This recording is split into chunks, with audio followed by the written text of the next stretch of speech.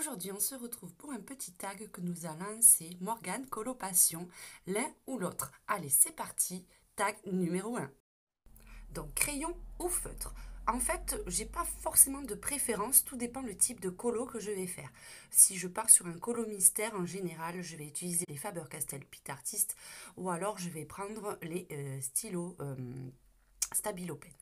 Après, pour ce qui est portrait en général, les Anna Carlson, les Mythomorphia, tout ce genre de livres, je vais plutôt utiliser les crayons de couleur style Prismacolor. Et enfin, j'aime particulièrement utiliser les feutres à alcool pour tout ce qui est feutre alcool ou feutre stylo gel, pour tout ce qui est mandala, type de dessin comme les analines.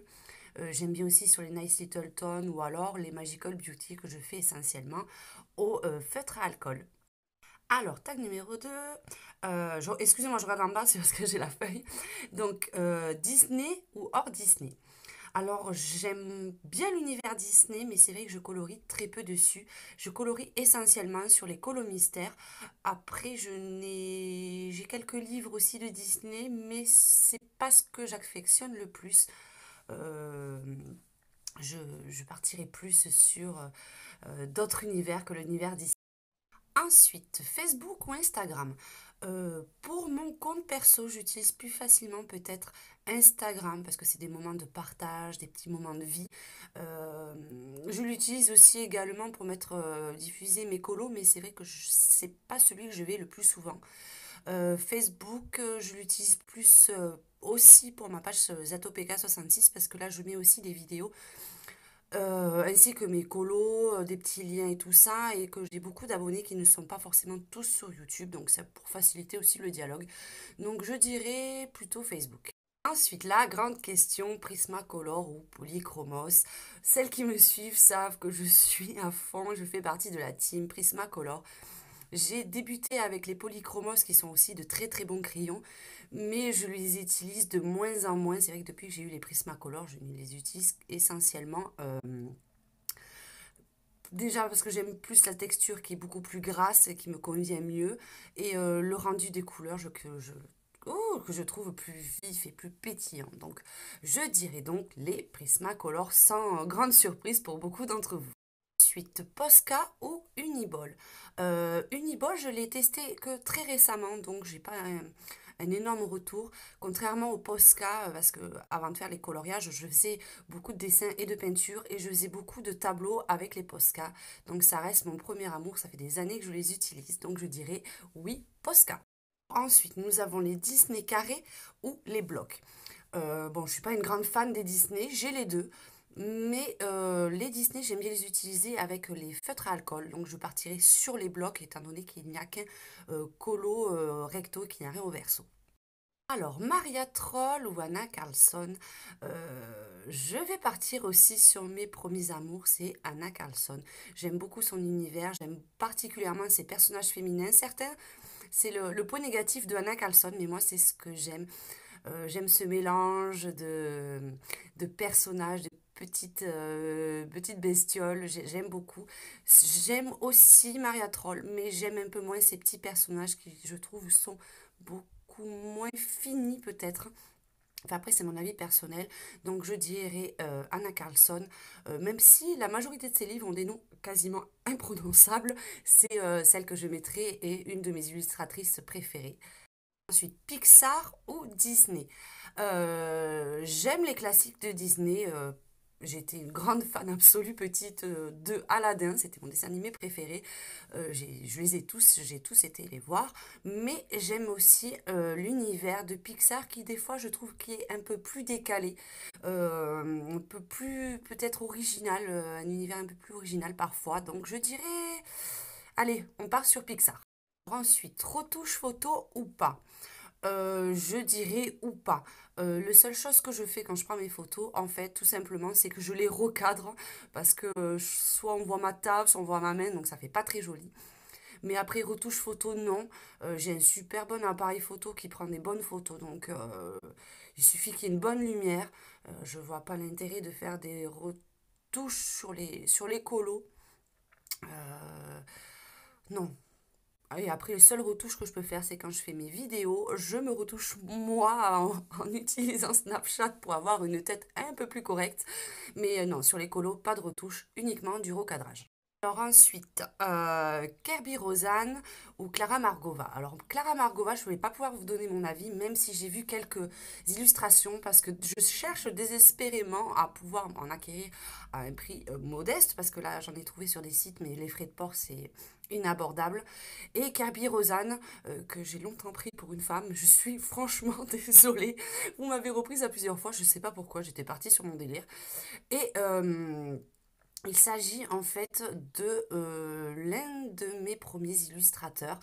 J'ai pas commencé sur du plus facile, j'ai commencé sur le Mythomorphia.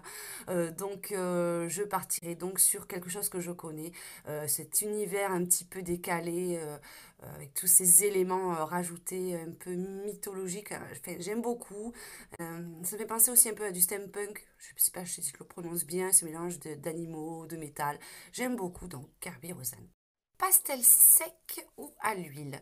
J'aime pas trop travailler tout ce qui est à base d'huile, enfin surtout en peinture à l'huile ou pastel à l'huile. Euh, c'est pas forcément la technique, c'est j'aime pas forcément le rendu. J'aime bien tout ce qui est ton pastelisé pour les fonds. Donc j'utilise essentiellement du pastel sec, que c'est vraiment ce que je préfère utiliser. Et quitte à faire un fond un peu plus foncé, je vais utiliser plus facilement en fait mes gelatos. Voilà. Gelato ou Neocolor 2. Donc j'ai acquis les deux en même temps. J'ai eu plus de facilité au départ avec les gelatos. Je trouvais qu'ils étaient plus faciles d'utilisation et j'arrivais à avoir un rendu plus sympa. Surtout que j'avais acquis ce métallisé et je trouve que ça fait des fonds vraiment très très jolis avec des reflets hérissés que j'aime beaucoup. Mais depuis quelques temps, j'apprivoise les néocolores et j'avoue que le rendu aussi est assez sympathique. Mais c'est vrai que j'ai plus facilement, j'utilise plus facilement en fait les gelatos, donc je dirais les gelatos. Ensuite, utilisation du crayon à sec ou estompé. J'ai commencé avec mes polychromos avec l'estompage des 500 odeurs parce que je trouve qu'à sec j'aime pas du tout le rendu des polychromos comme ça et une fois que j'ai acquéri en fait les Prismacolor ben, je suis passée à la technique de les à sec parce que je trouve que ces crayons se prêtent bien et on n'a pas du tout besoin d'estomper donc tout simplement selon ce que j'utilise comme crayon donc si je prends les Prismacolor, je ferai la technique à sec. Et si je prends les polychromos, j'utiliserai l'estompage sans odeur. Ensuite, la dernière petite question qu'avait posée Morgane, c'est aquarellable ou non. Je préfère utiliser l'aquarelle quand je fais des tableaux, mais j'ai un peu plus de mal en fait à l'utiliser sur les coloriages. C'est parce qu'en fait, tout simplement parce que j'y pense pas forcément. Là, ces temps-ci, comme j'ai acquis les feutres aquarellables, je les utilise un peu plus. Et c'est vrai que ça peut faire un rendu sympa. Pour l'instant, je ne l'utilise que sur mon Leaf Flowers Years, je crois que ça s'appelle. Par contre, il faut que j'arrête de faire des trucs bizarres avec mes yeux parce qu'en fait, étant donné que je suis sur Snapchat pour faire un joli rendu, en fait, vous voyez, quand on ferme les yeux, j'ai l'impression d'être un monstre aux plantes. C'est juste ignoble. Donc sur ce, on va essayer de garder les yeux grands ouverts pour ne pas vous faire peur en fait parce que c'est vrai que c'est un peu flippant. Ah oui, c'est vraiment flippant en fait. Bon, oui, j'arrête parce qu'on dirait que je bigle ou que j'ai une tête de cyclope, c'est juste ignoble. Donc, je disais, continuons sur du sérieux. Je dirais plus facilement non aquarellable, même si j'aime beaucoup les effets.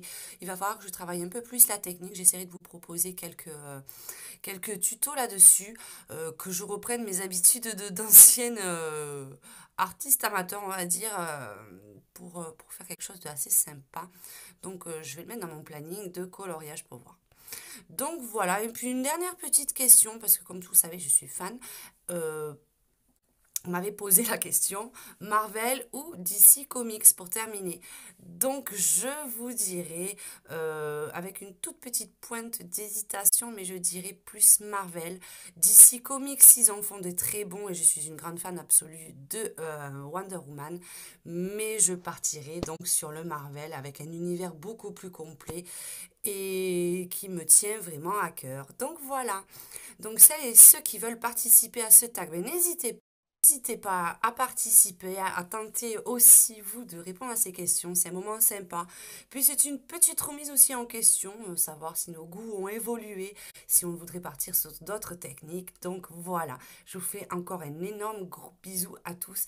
Et petit message à tous, merci d'avoir été aussi nombreuses et nombreux à m'envoyer des petits messages pour mon anniversaire. Ça m'a fait vraiment très chaud au cœur. Donc je vous fais un gros bisou à tous et à toutes. À bientôt!